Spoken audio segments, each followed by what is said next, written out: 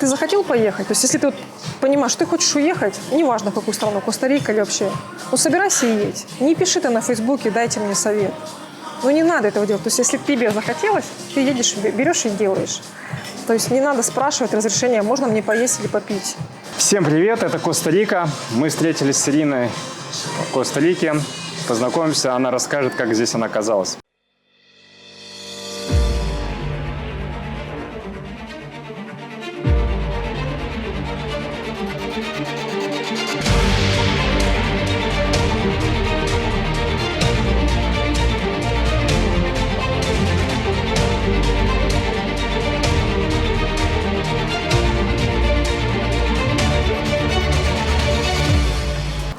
Ирин, расскажи, пожалуйста, почему Коста-Рика?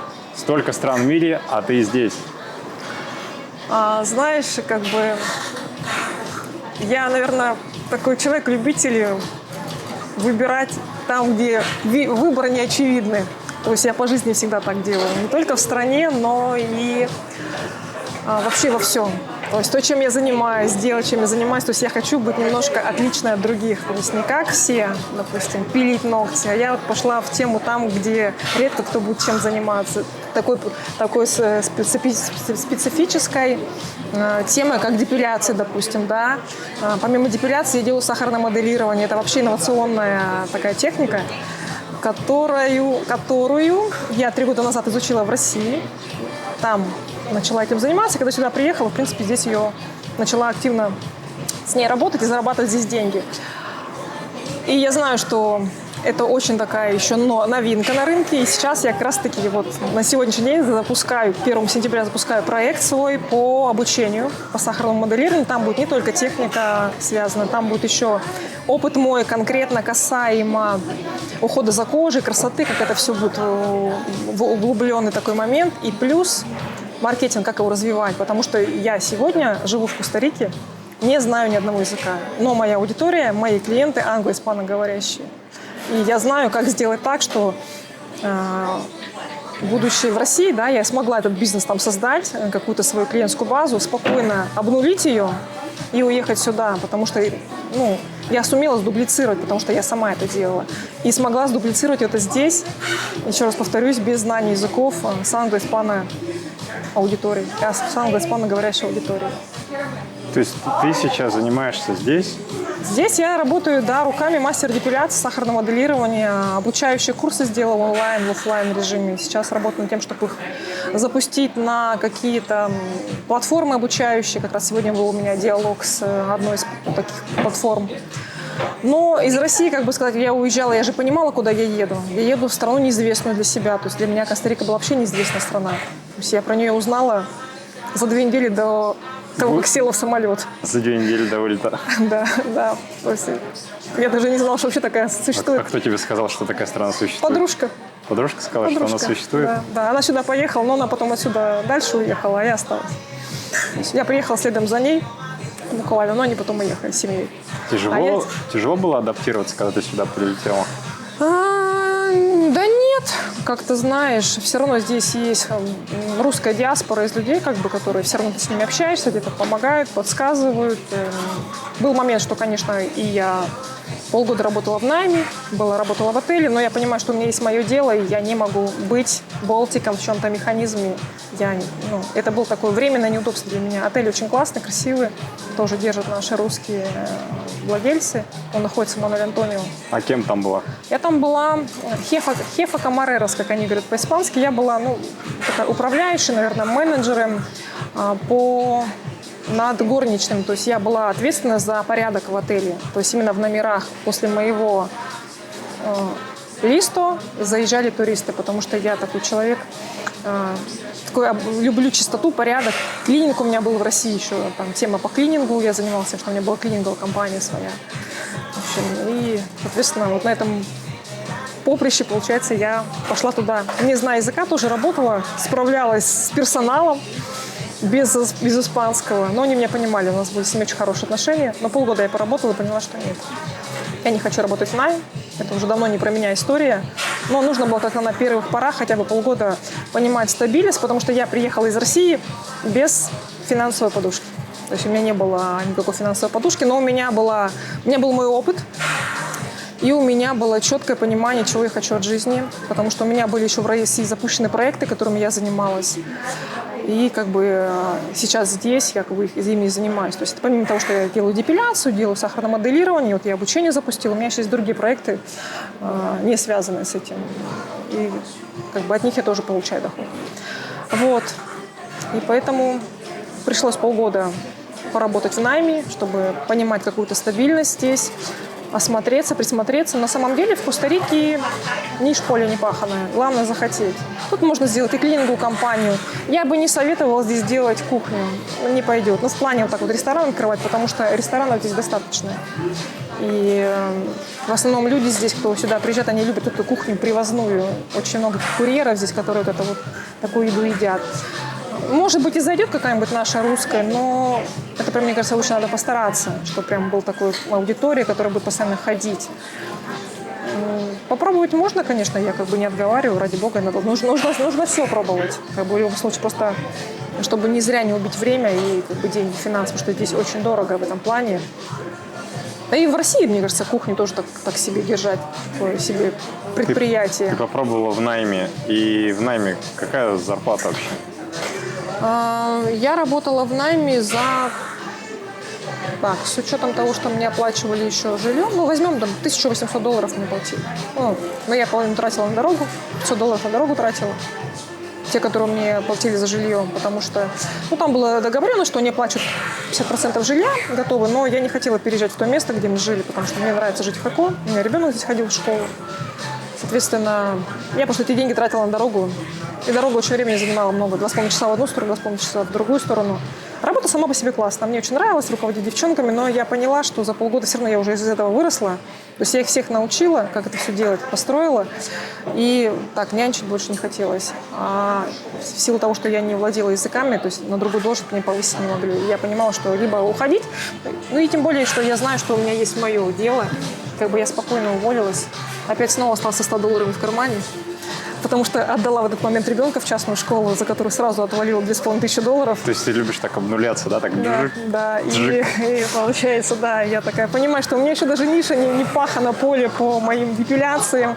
Я только нашла, откуда заказать всю эту пасту, потому что здесь, я вот здесь являюсь эксклюзивным мастером. То есть вообще по всей Коста-Рике я единственный мастер, который делает здесь шугаринг и вообще сахарное моделирование.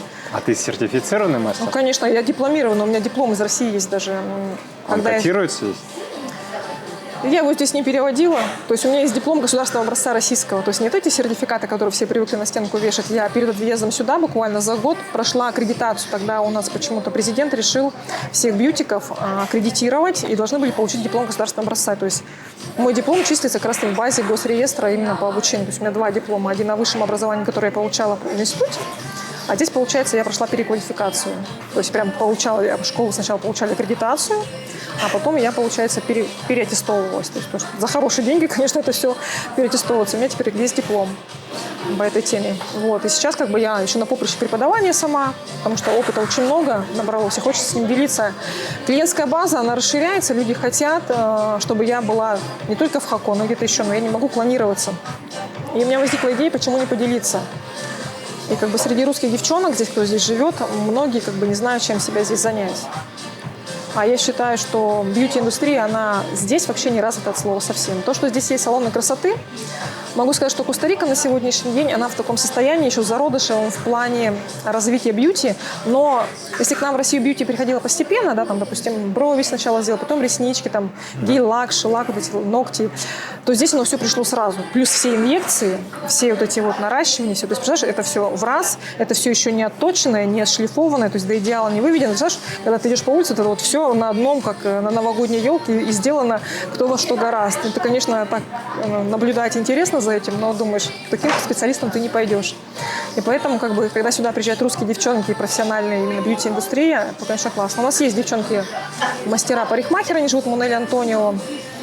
Далековато, конечно, отсюда, не накатаешься. У них там тоже своя клиентская база, как раз таки американки, девчонки ходят. Они иногда выезжают сюда по нашим девчонкам, но редко. В последнее время очень редко. То есть я здесь, на своей территории, иногда езжу в Сан-Хосе. Ну, там прям, когда вот прям запись у меня, я могу съездить. Но не всегда. То Мы есть сейчас находимся в Хако. Мы сейчас находимся в Хако. Мария, вопрос. А почему именно Хако ты выбрала? Ну, я считаю, если приехать жить в Коста-Рику, то нужно жить возле океана. То есть я хочу ходить в футболке. Я жила на Дальнем Востоке, где был такой Зусман. 28 августа был единственный день, наверное, за всю мои 12 лет жизни на Дальнем Востоке, когда было солнце, когда было тепло, ты мог выйти на наш Татарский пролив, леденущий, зайти туда вот так вот, зубами постучать и выскочить. Все, это не лето. Я поэтому на лето уезжала всегда в Сибирь греться. А здесь круглый год тепло, майки, шорты. То есть у меня нет проблем вообще с верхней одеждой. То есть я не хочу. Сан-Хосе, ну, я могла тогда в России остаться, жить в городе. Зачем? Не хочу, я хочу здесь. Ну, и мне моя просвете позволяет жить здесь, потому что здесь пляж, здесь курорт, и здесь американцы. И они платежеспособны, им нужны эти процедуры. А это твои клиенты? Это мои клиенты. Мои клиенты в основном испано-англоговорящие, но в основном американцы. И я работаю как с мужчинами, так и с женщинами, то есть у меня весь контингент людей. Как ты настроила поток клиентов именно здесь? Наверное, через свою харизму и опыт. Сначала, конечно, нашла чаты местные, дала там объявления. Надо же было познакомиться, представить. То есть я сделала свою самопрезентацию. Спасибо Гуглу за его вообще изобретение, переводчики, все эти транслейтеры. То есть благодаря нему я сделала себе. GPT. Да, да. GPT у меня тоже теперь есть. Он мне сейчас пишет все. Это вообще тема. Она мне все обучение за меня написала быстро. То есть это такая помощник. И как бы, да, благодаря переводчику я писала о себе презентацию, чем я занимаюсь. И начинали приходить клиенты, а потом пошел сарафан. И потом уже, когда к тебе приходят люди, они просто пишут, говорят, где мой телефон взяла? Например, у девчонки. Она говорит, а мне дала та девчонка, которая дала та, у которой была у тебя. То есть уже вот так вот, даже люди, которые ко мне не были у меня, они меня рекомендуют. И вот если даже посмотреть американские чаты, люди задают вопрос, где найти депиляцию, я просто вижу, что уже летят просто на меня все. Все девочки дают ссылку на меня. А конкуренции у тебя здесь нет? Ну, я не считаю местных девочек своими конкурентами, потому что они здесь не умеют работать. То есть они, если и работают, то не так, как я профессиональная. Во-первых, я работаю с сахарной пастой, я шугарист, я делаю шугаринг. То есть я работаю вообще всеми материалами, но приоритете у меня шугаринг.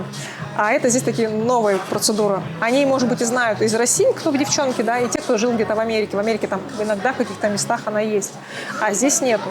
Когда я сюда приехала и сказала, что буду мастером по шугарингу, мне русские в чате написали, здесь шугаринг не пойдет.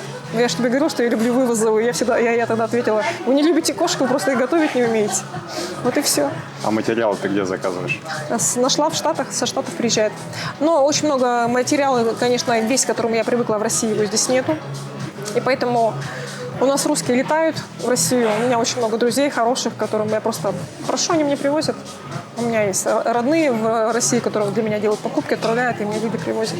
Там не такие тяжелые вещи, которые там легкие тюбики с какой-то пудрой антисептической, которые... Я же еще занимаюсь тем, что я лечу кожу, то есть эти все такие моменты я покупаю в России именно профессионально. И очень много я на профессиональной, на премиальной косметике, именно на брендовой работаю, поэтому результат хороший. И клиенты из-за этого еще идут. То есть они видят результат после первой процедуры. Жалоб не было? Ни одной. Ни одной. Ты сказала ранее, что ты прилетела сюда с сыном. Да. Как вообще по образованию здесь школы? Насколько они хорошие, плохие? Мы сюда прилетели, ребенок у меня закончил неполный 5 класс. Это был третья четверть 5 класса он закончил. Мы сюда приехали, и как-то это сложилось так, что в Коста-Рике немножко учебный год другой. Они здесь учатся с февраля по декабрь. И мы приехали, как раз март был, 30 марта мы прилетели. Да, ровно 2 года и 5 месяцев мы здесь, если брать по датам. Мы прилетели в конце марта, в апреле мы пошли в школу. Нас взяли сразу в 5 класс, и пришлось моему ребенку снова от 5 класс отходить. Соответственно, возраст уже такой, что он перехаживает. Он ходил туда с переводчиком, я дала его просто в социум, потому что я сразу заключила онлайн-школой договор с российской, чтобы мы 5 класс закончили в онлайне. Нормально у него был 5 класс с аттестацией. И пошли здесь. Он походил немножко, потом сказал, мам, мне неинтересно. Они, говорит, проходят школу, 2 класс, то, что мы проходили в 5. Я, говорит, считаю столбиком в уме, а за мной, говорит, учительница на телефоне проверяет, на калькуляторе. Вот он походил, до октября, наверное, сказал, больше не хочу. Вот прям вот просто расплакался, говорит, не хочу, мне неинтересно, мне скучно там. То есть, когда ты попадаешь туда, где болото, там, конечно, и хочется, когда в развитии, надо туда, где интересно. Вот. И, соответственно, он сдал экзамен, больше не ходил. И я начала искать. Не то, что искать, я просто спросила у этой учительницы, у которой мы занимались здесь в школе, я спросила, дайте мне какой-нибудь, какие здесь есть частные. Я не спрашивала по чатам, по сайтам.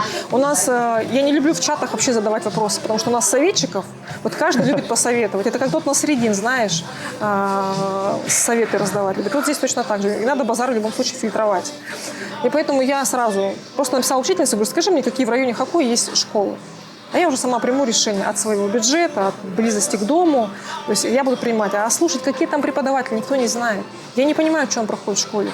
И это, наверное, все-таки было плюсом, потому что какой-то снялся ответственность с меня за уроки, потому что я была очень в России такой матерью, которая контролировала, чтобы все было сделано там на пятерку. А здесь я не понимаю, я к нему не лезу, и у него так сразу ответственность как-то на него больше ушла. И он сам самостоятельно учиться. То есть я не знаю, что они там проходят, как проходят. Учебники вижу, но я не понимаю, что там. И вот, получается, она мне дала 2 школы, которые здесь есть. Лас-Нубис одна, вот мы ее проезжали с тобой, и одна...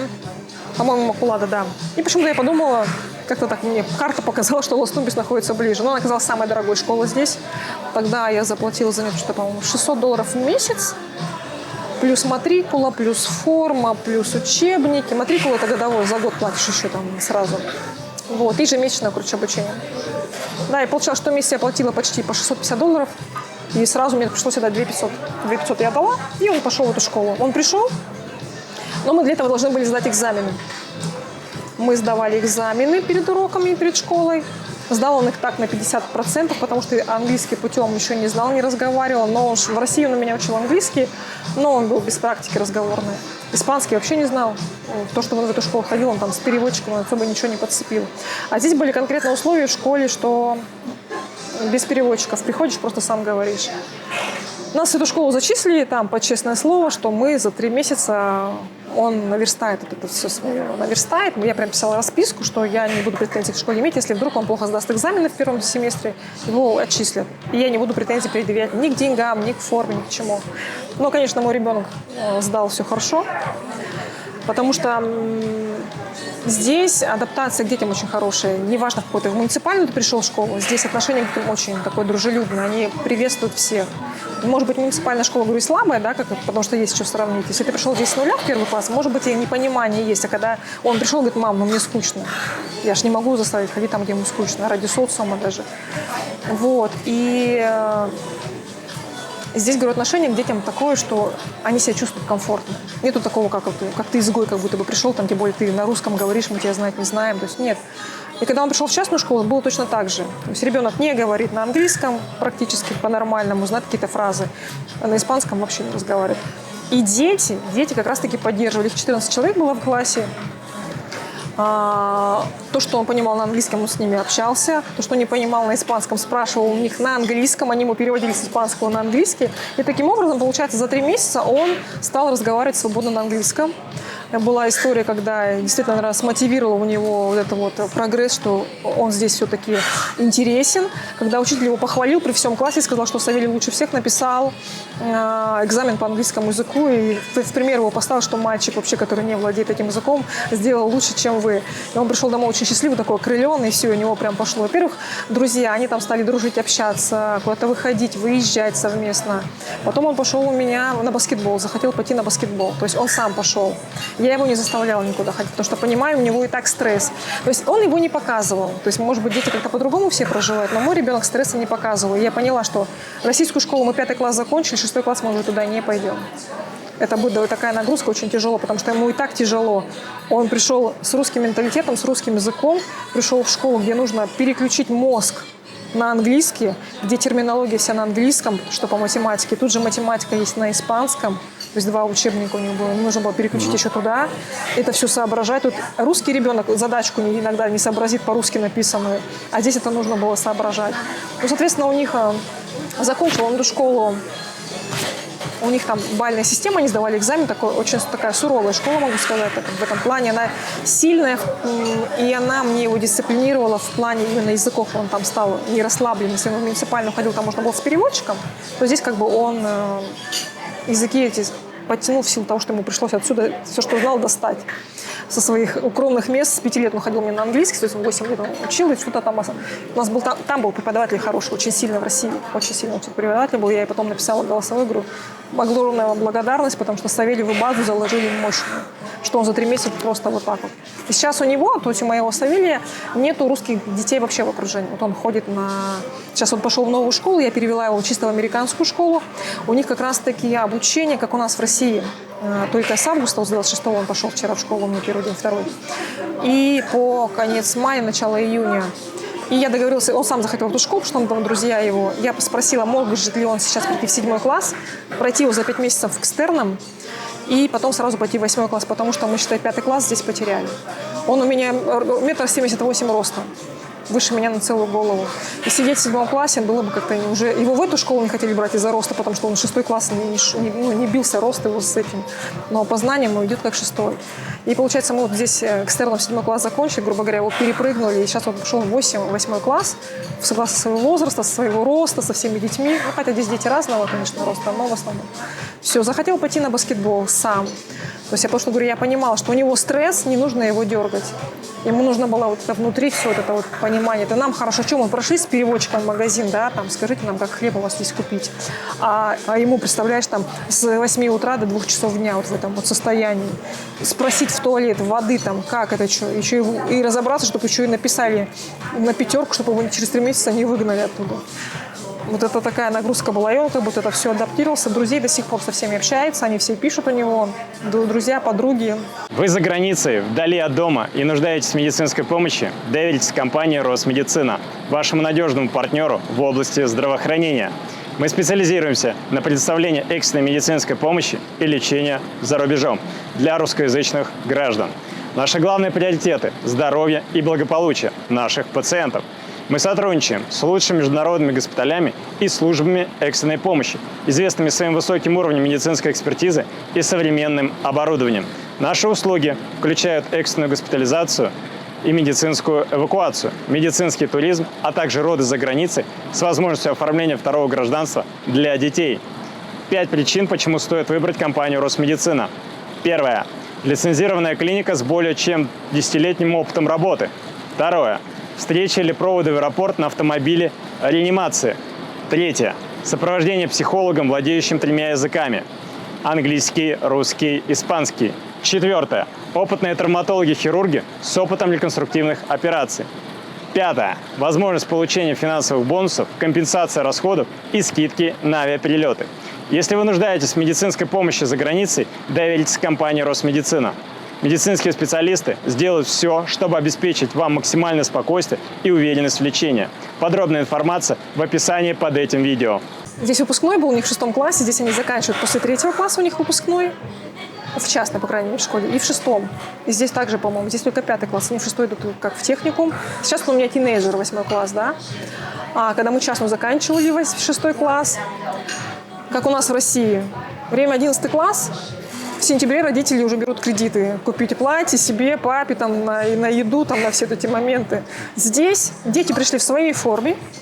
На них одели мантии, одели эти колпаки, эти, как вот у нас профессорские, одели красивые ленты.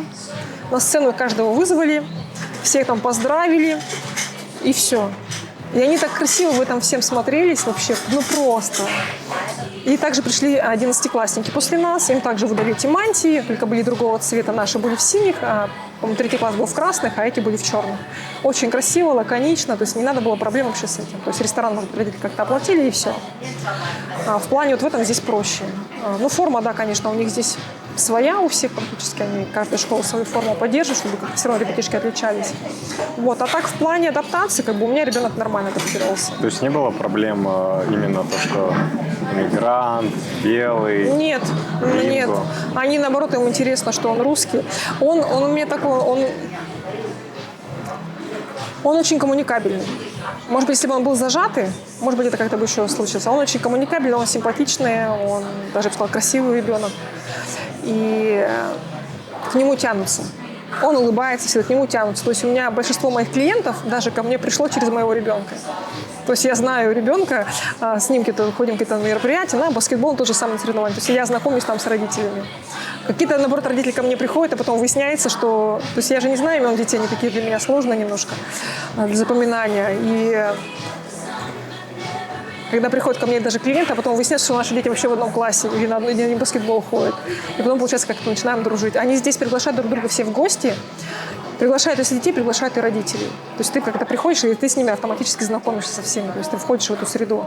Я хожу на все собрания. Неважно, понимаю я английский язык, не понимаю я английский язык. Я хожу на собрания. Я просто слушаю. Я нахожусь среди них, потому что мой сын сюда ходит. И мне важно быть там, куда он ходит. Вот. Тяжело было легализоваться, когда вы приехали? Ну, я здесь получила статус убежища. Это такой, он упростил мне все. То есть, если кто не получает, приходится ездить виза-раница каждые 3 месяца. Я решила этот момент вообще убрать, исключить, потому что это такая, ненужная для меня была суета. Потому что этот документ помогает мне здесь, дает возможность работать сразу, разрешение на работу. Я с этим документом могу здесь заключить контракты на определенные свои проекты, по которым я здесь работаю, да, и по которым плачу здесь налоги. Я здесь могу в банке открыть счет в любом, без проблем. С российским паспортом это сейчас сделать очень сложно. Нужны какие-то и договора на аренду квартиры, и, в общем, все. Соответственно, я исключила из себя всякие лишние вот эти ненужные проблемы. Я знаю, что этот документ нигде в России не подается. С ним единственное, что нельзя уехать в Россию. То есть 7 лет я не должна, у меня на 7 лет данные, уже 5 осталось, да, это уже 2,5 года. И с ним нежелательно ездить в Россию, потому что якобы я попросила убежище. Я не бежала из России, я просто из нее уехала. Но если была такая оказия получить такой документ, почему бы им не воспользоваться? И здесь настроить свою жизнь прям самым грамотным, комфортным для меня способом. То есть они дали тебе на 7 лет, Да. 7 лет ты не посещаешь Россию, а после 7 ты можешь? После 7 я вообще могу получить уже здесь документы, гражданство, тогда у меня будет вообще совсем другой документ, да. То есть они, получается, дают мне 7 лет убежища. Но я могу выезжать в любые страны, конечно, уведомив миграционную службу, но не посещать Россию.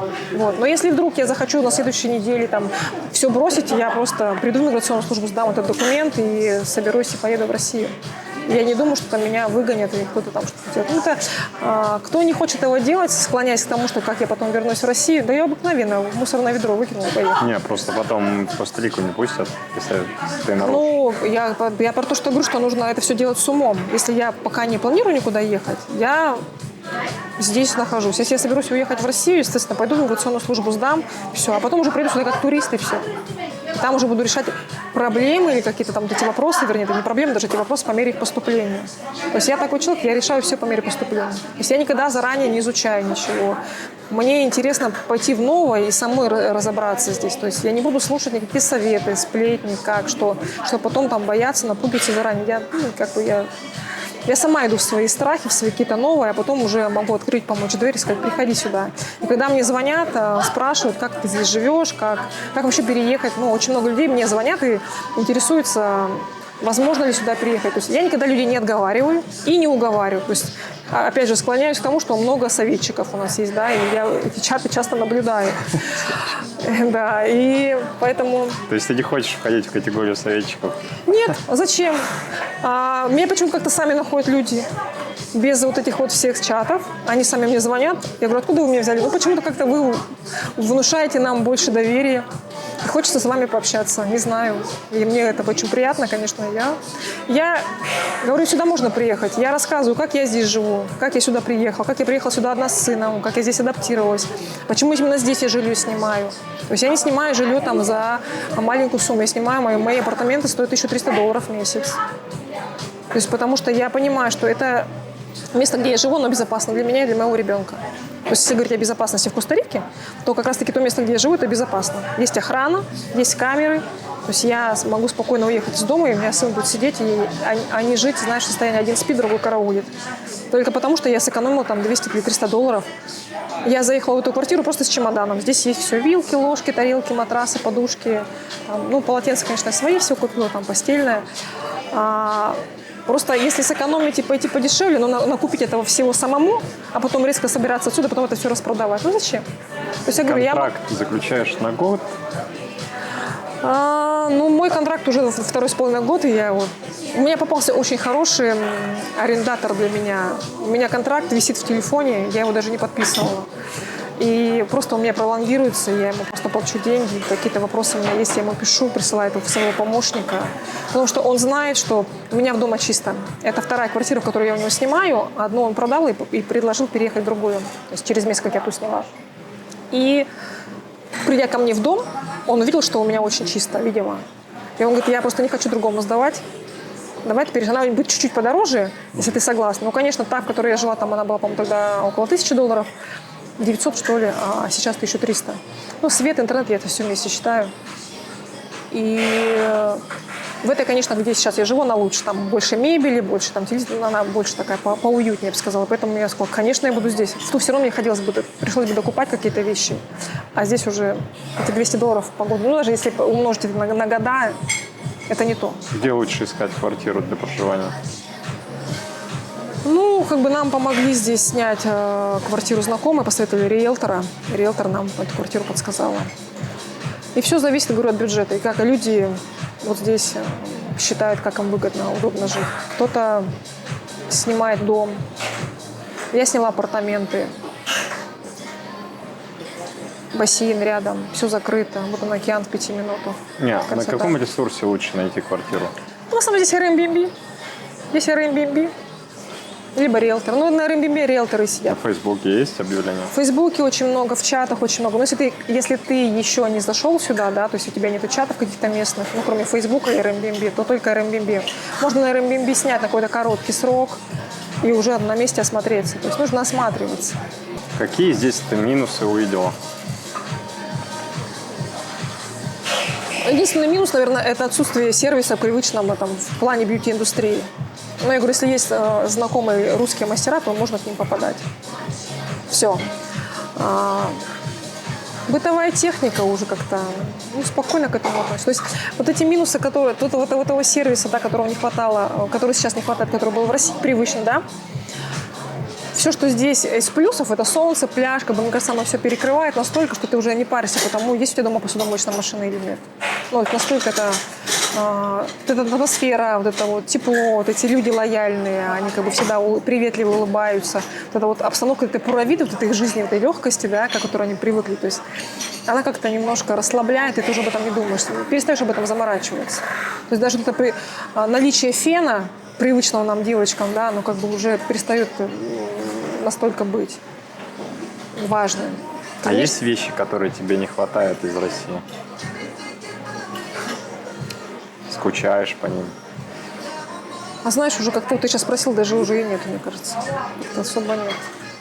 Не сказала бы, что почему-то сильно скучаю здесь.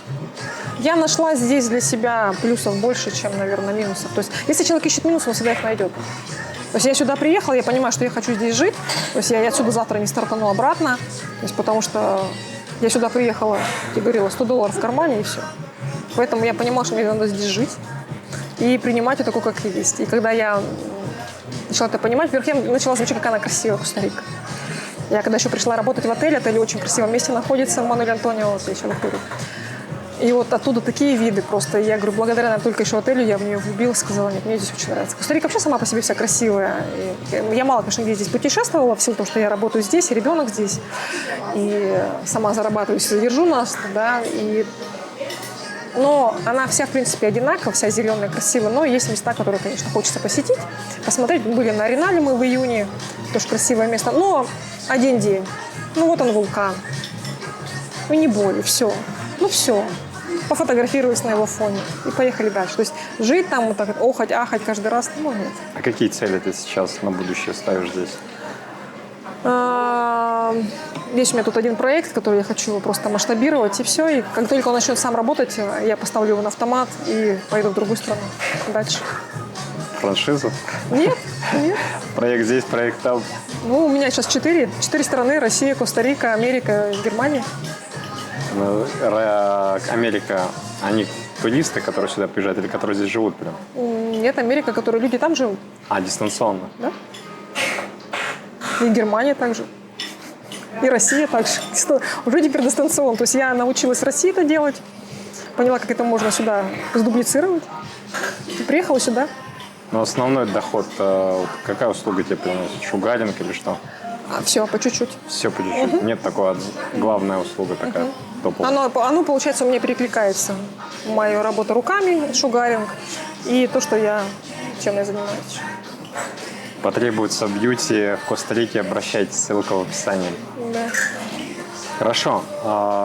Какие бы ты дала в заключение рекомендации людям, которые хотят вроде, боятся, думают, не думают, ехать, не ехать? Что делать? Вот если ты захотел поехать, то есть если ты понимаешь, что ты хочешь уехать, неважно в какую страну, Коста-Рика или вообще, собирайся и едь. Не пиши ты на Фейсбуке, дайте мне совет. Не надо этого делать. То есть если тебе захотелось, ты едешь, берешь и делаешь. То есть не надо спрашивать разрешения, можно мне поесть или попить. Ты же не спрашиваешь. Точно так же, я хочу поехать. Понятно, хочется узнать что-то вкратце, как страна себе, да. Но я же говорю, я ничего этого не узнавала. Я записалась в группу, когда уже сидела в аэропорту, уже в последнем рейсе сюда, и сказала, что я мастер депиляции. Так, поздороваться, наша группа тут есть, потому что нужно было представиться.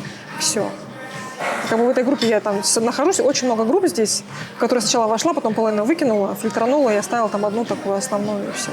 Как ты считаешь, какие профессий здесь не хватает, особенно если русскоговорящие хотят сюда приехать? Здесь очень сильно не хватает бьюти-индустрии, здесь очень сильно не хватает клининга, потому что местное население, оно не ориентируется в том понимании, то есть у них нет этого сервиса, они не привыкли, они спокойно пыль смахнул и все, и чисто. То есть, не скажу, что и русские все с пунктиком в голове, допустим, если я с пунктиком в голове, мне нужно все блестеть, да. То есть у меня была тема здесь открыть клининг, но я поняла, что с местным населением каши не сваришь, ты замучишься их учить, и попадаются непорядочные люди, и не хочется нести за них еще ответственность. То есть такой риск небольшой. Я знаю, что я только доверяю себе, и я могу в этом плане. Работать с русскими можно рассмотреть, но тут тогда будет цена-качество. А здесь уже люди привыкли на то, что тики берут очень мало, местные, да, и лишь бы как помыли. Соответственно, они не пойдут уже на эту цену. И здесь, конечно, нужно будет подбирать конкретно таких уже нормальную клиентскую базу, но это надо этим заниматься. Мысли были, можно было, но не хочу растрачивать себя, у меня есть чем заниматься, а так растрачиваться. Могу, если кто-то хочет, ради бога, я порекомендую, посоветую. Не хватает клининга, чтобы сказать, что нашей кухни здесь не хватает. Здесь в плане еды я вообще перестроила свое питание, какое было в России. Если я хочу пельмени, я их налеплю. Если я хочу борща, я его сварю. Это уже настолько редко стало, потому что здесь очень много фруктов, очень много овощей, которые ты постоянно в доступе, у тебя круглый год. Ты уже перестроил свой организм на еду другую. То есть у меня автоматически из семьи ушел сахар вообще. Хотя я раньше без конфет жить не могла. Сейчас из-за того, что много фруктов ешь, у меня сахара практически нет дома. Выпечку я пеку, какую я пеку. То есть местную еду, меня спрашивают, что здесь едят. Я ни разу не ела местную еду. Я не знаю их национального. Я даже забыла, даже название национального блюда не знаю. Мне неинтересно. Мне не нравится на внешний вид, это рис, фасоль, это такая сама по себе еда.